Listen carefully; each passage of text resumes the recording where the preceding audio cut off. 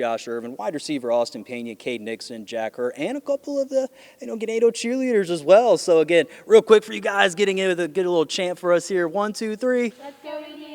All right, perfect. Thank you very much, guys. And again, Coach, now let's get right to the interview part, right? Again, looking at it, this team is 7-1 right now overall, right? And this team, again, had the tough loss there to Tidehaven back there in, I believe, week 3. But this team looks like they're getting back on track for you guys. So, walk me through, how do you feel right now with this team going in a district that you kind of dominated so far and feeling you still got Bloomington and Danbury? How's the team feeling going into the bye? Yeah, I think there's definitely been a lot of improvement as the season has gone. There's still a lot of work that we have to do, and we're excited about learning from what we've even messed up last week, and then just working really hard this week to keep improving and see where we go from there. Absolutely. One of those players that's kind of been huge, right, is you, Austin, right? I mean, it's different for a team, right, because you had to do with Bryce Holman, right? I've always mentioned how he was as quarterback-wise, but now having Landon Arriaga there as your quarterback, way different overall for this team-wise and how he's been playing. Walk me through, how's it feel playing with him a quarterback, you would say, this year? Sure. Landon's a great QB. He's a great leader. He shows up to practice every day. He's wanting to work, and he puts the ball where it needs to be. He's got the legs to run, and he's just a great quarterback overall.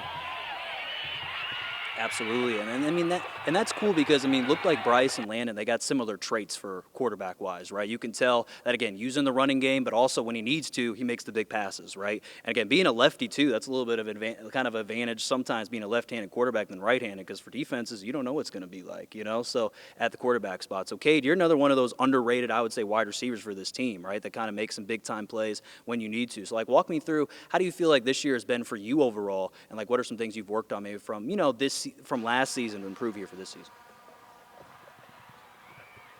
I think this season went pretty well for me. I've had some good plays, but I can't do that without my teammates, especially Landon, AP. We all work together really hard, and you can't do anything by yourself. You always have your teammates to be there with you and to help you through it. Awesome. And so, that's kind of what I've noticed with your team overall, right? It's a very team-oriented team. You always want to get everyone that's near it because Logan Burst, one of the top runners here in this team as well, he's kind of, I think, excelled his game to coach this year, including with Austin and with Landon. So, walk me through, knowing that this team right now, you guys won a state championship, right?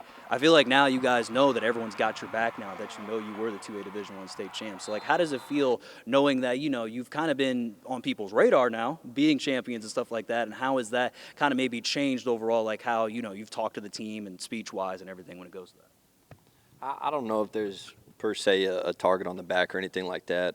The biggest thing that I think that we're focused on is just improving how well we play. And we believe that if we do that day in and day out, everything else will take care of itself. Now, talking about the state championship last year, there's different, I guess you could call them expectations. A lot of these kids, whether they were on the team or they seen it, they know what it looks like. They know that it's possible.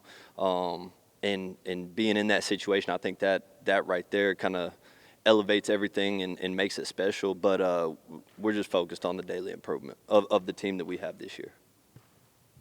Absolutely. And so you guys looking at the rest of the way, Bloomington is a team that's very improved, I think, this year. You guys got them there next week there on the road, and then you guys host their Danbury for senior night. And so, Jack, I'm going to go to you. How do you feel about, how this team has looked now, going to this so far and trying to see how you're going to finish up the next 2 weeks to finish up the regular season?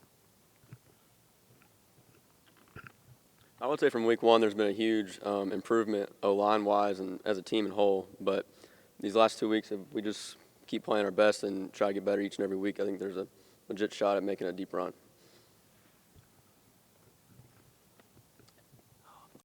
I'm just going to go finish off with you here real quick. When it goes to this, what is kind of your message, you would say, for the next 2 weeks and obviously getting to the playoffs? Because, obviously you had a big challenge, I think, against Refugio last year. You won 14-6 in a defensive battle, but, who knows if you're going to play them again, probably in the regional final.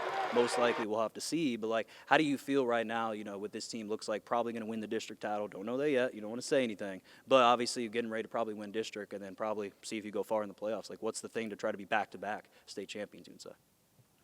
Kind of what I've been talking about the whole time. And, I hate to say the same thing over and over, but just keep the daily improvement. If we could get better today than we were yesterday at something and then continue that over not only the next 2 weeks, but but the rest of the season, however long that may be, I feel really good about where we'll be at when it's all said and done. I really do. And so that's the message that we send to the kids. I think the kids really buy into it. They've done a great job at that this year from week 1 up until now. Like I said, there's been tremendous improvement across the board in all 3 phases of the game. And it's just really cool to see, and I'm excited to see what the future holds.